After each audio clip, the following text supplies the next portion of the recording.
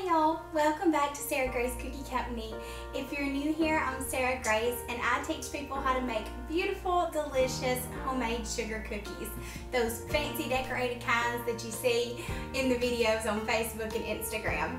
So today I'm showing you how to make a pecan pie sugar cookie. This is going to be one that you can roll out like any other sugar cookie and that you can decorate on top of with that beautiful royal icing. So my inspiration for this recipe was my Aunt Dean's pecan pie. When I was growing up, that was my daddy's favorite dessert. He loves Aunt Dean's pecan pie. And I combed through our church cookbooks. I've got one right here with me. Tell me in the comments, does your church print cookbooks anymore?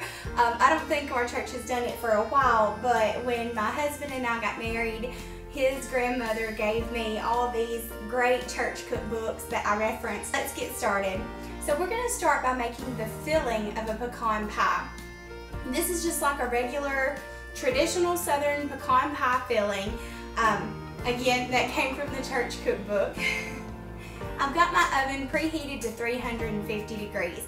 We're going to make this filling, bake it as if we were making a pecan pie, and then we're going to let it cool, cut it up, and freeze it. And it's going to serve as an addition in our cookie dough that we're going to make in just a minute. So let's get started with 1/4 cup of butter. I've got my pink KitchenAid here fitted with a paddle attachment. So I'm going to put my 1/4 cup of softened butter into the bowl of my stand mixer. Okay, we're going to cream that with our sugars. So I've got some white granulated sugar and brown sugar. I've got about 1/2 cup of the white granulated sugar and about 2 tablespoons of brown sugar. And I'm going to pour that right into the bowl. And we're going to turn our mixer on and allow the butter and sugar to cream together.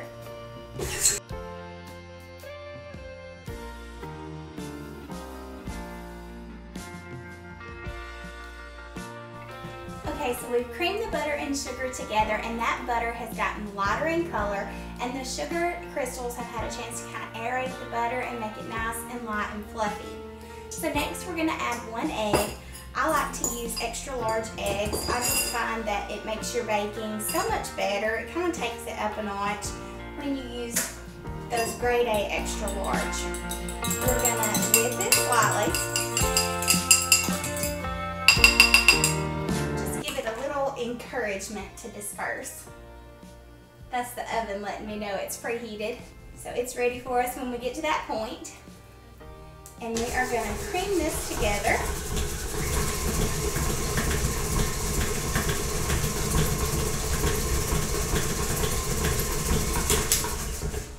Now this will probably look familiar to you.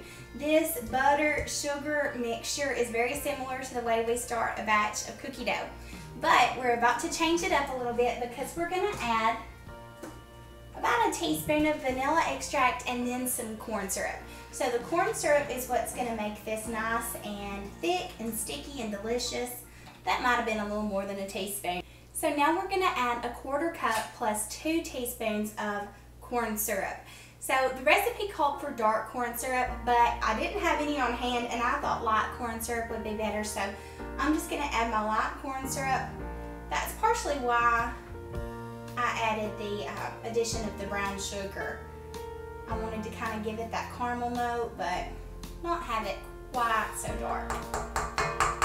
Okay, that's our corn syrup in, and we're going to give that a mix.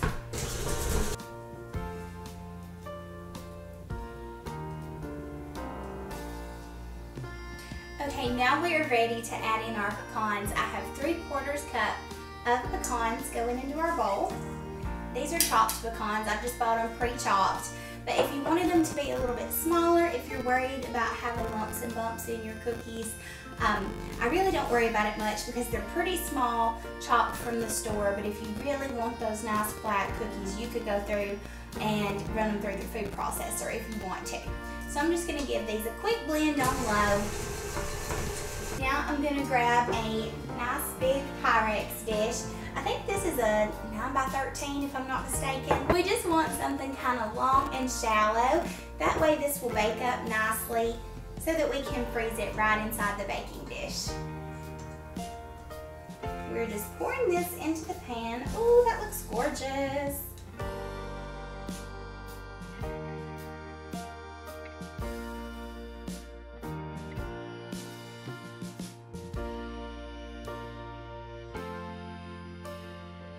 Now I'm going to spread this out nice and evenly in our pan. Make sure it's kind of all across the bottom of the pan. It doesn't have to be perfectly even. That'll kind of take care of itself as it bakes.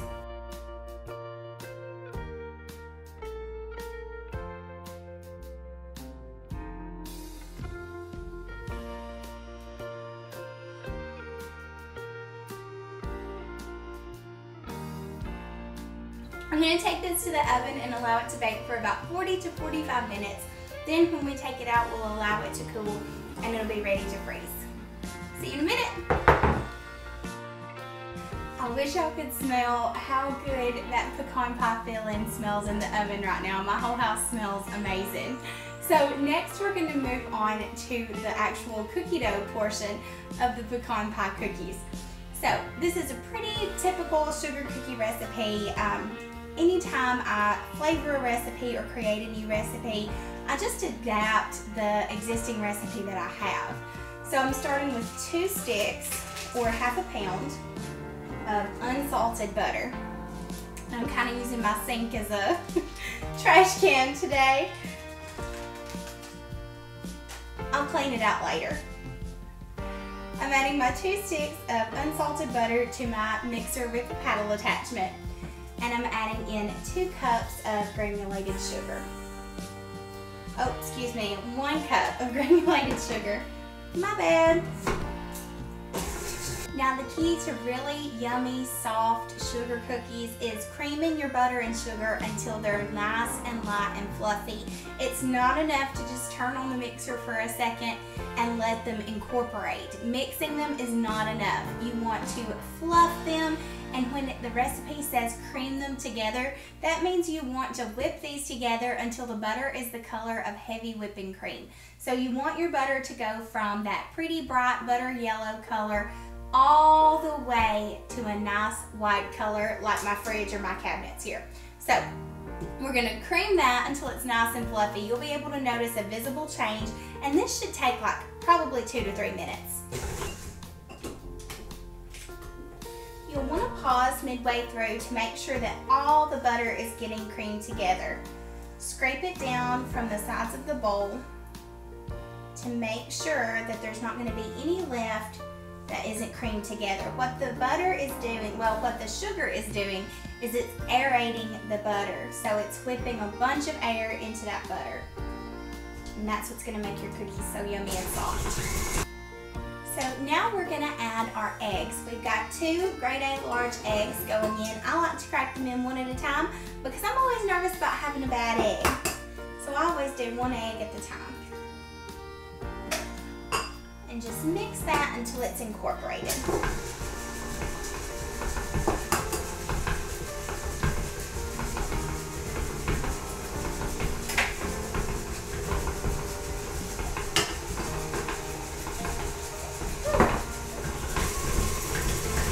The recipe that I love to use came from the Preppy Kitchen, John Cannell. Y'all probably heard of him.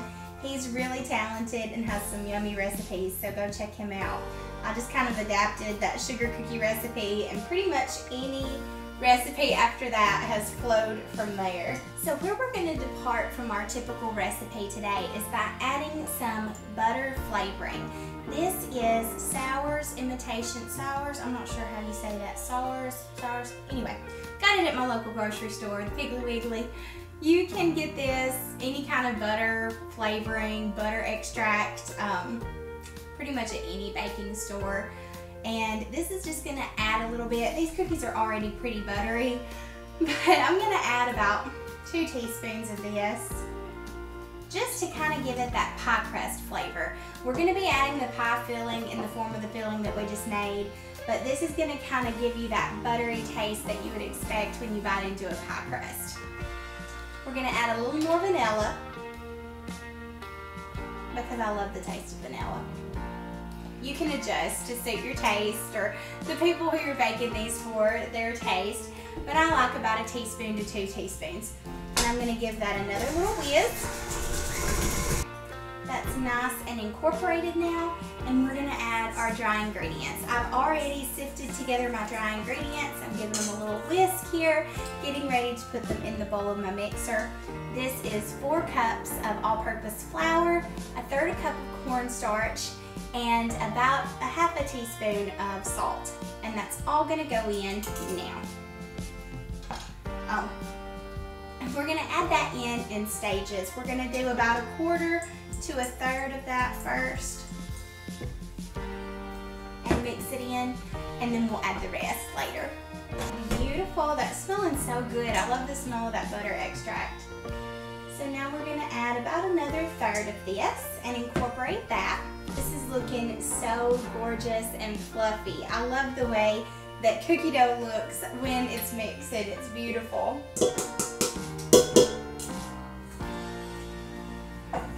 Kind of a satisfying sound, isn't it? Okay, we're adding the last of our flour and dry ingredients.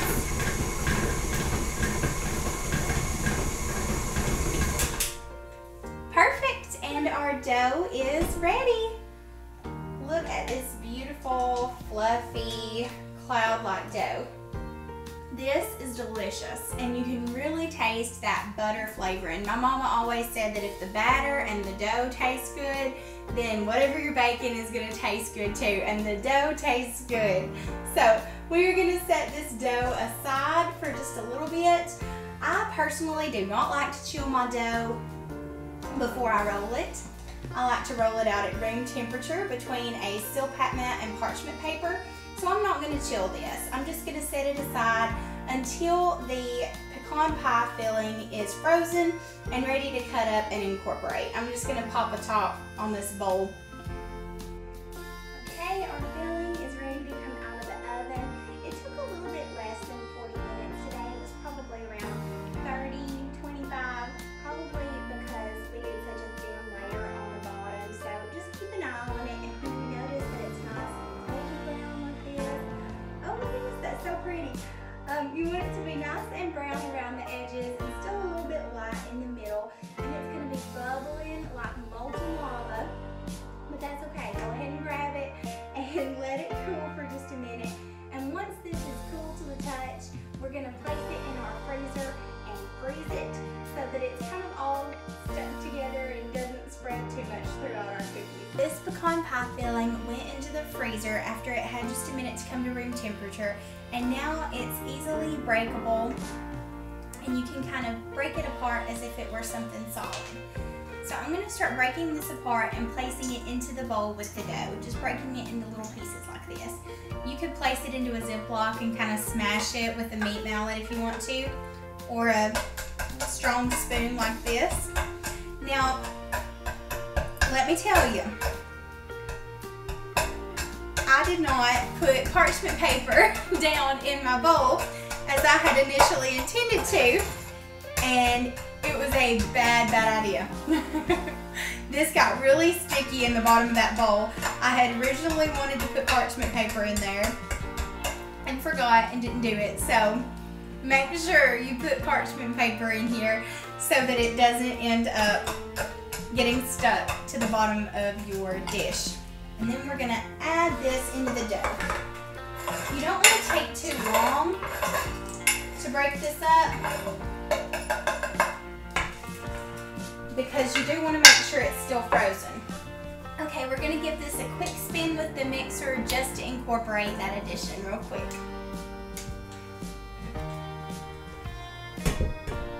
Alright, so now you can see those little flecks of pecan pie filling all mixed in with that buttery, yummy dough that we just made a minute ago. And now we are ready to roll it out. Just a nice big blob right there in the middle.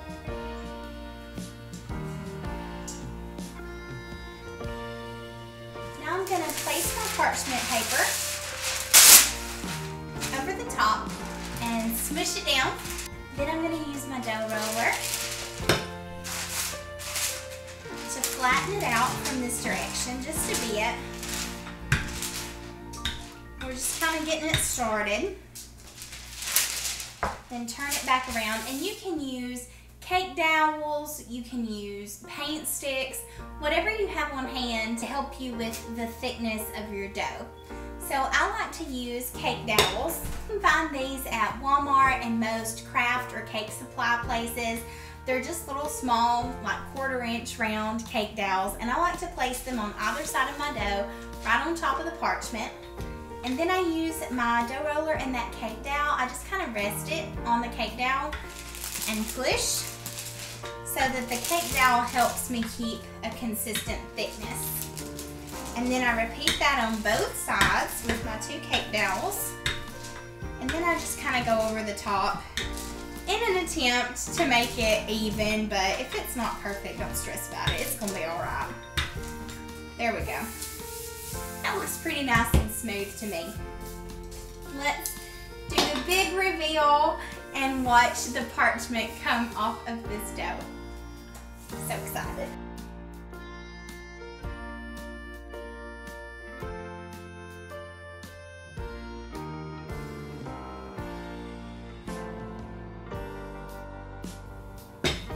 Okay, once I've got it rolled out flat like I want it to be, I take my Seal Pat mat and I flip it. So my hand is on top of the cookie dough, my Seal Pat mat is coming up, and we're flipping it under. And then I just peel away the Seal Pat mat. I had just a little bit of flour on this mat from the last time I made cookies, which was like the day before yesterday. And it's still wanting to be kind of sticky. If it's wanting to be sticky, just take a spatula or whatever you have, kind of help it along. Help it come away there. There we go.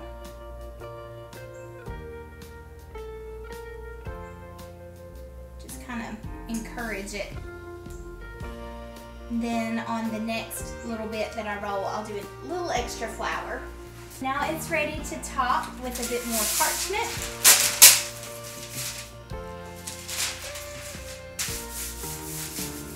Smooth that out a bit. And you could roll between 2 pieces of parchment paper if you don't have a Seal Pat at home.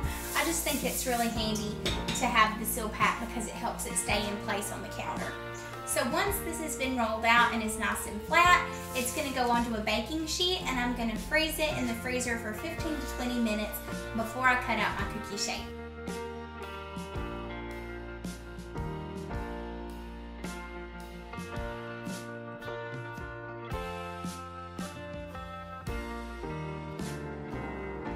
While that's freezing, I'm preheating my oven to 375 degrees so that when we pull that out of the freezer and start cutting out our shapes, we're going to be ready to pop them in the oven when they're cut out. So after I froze the cookie dough and pulled those frozen cookie dough sheets out of the freezer, I went ahead and cut them just like I would any other sugar cookie recipe with regular sugar cookie cutters.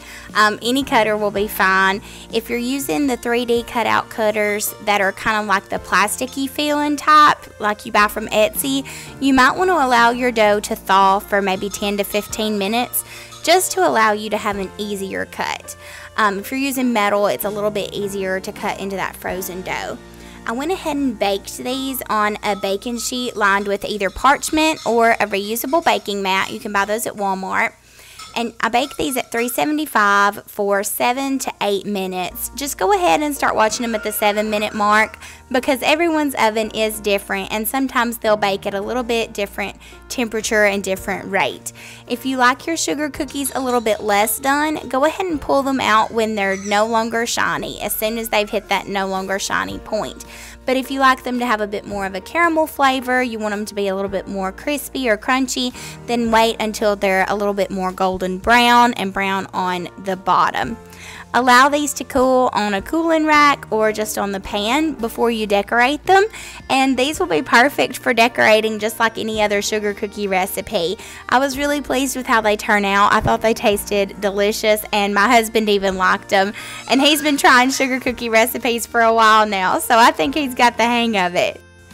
If you have any recipe or flavor ideas that you'd like me to try, please tell me in the comments below. I do respond to every single comment. It may not be immediately, but it will be soon. If you'd like to learn to decorate sugar cookies like these with royal icing, then you can download my Get Started guide in the description below or at sarahgracecookieco.com. sarahgracecookieco.com is all about teaching beginners how to get started with cookie decorating.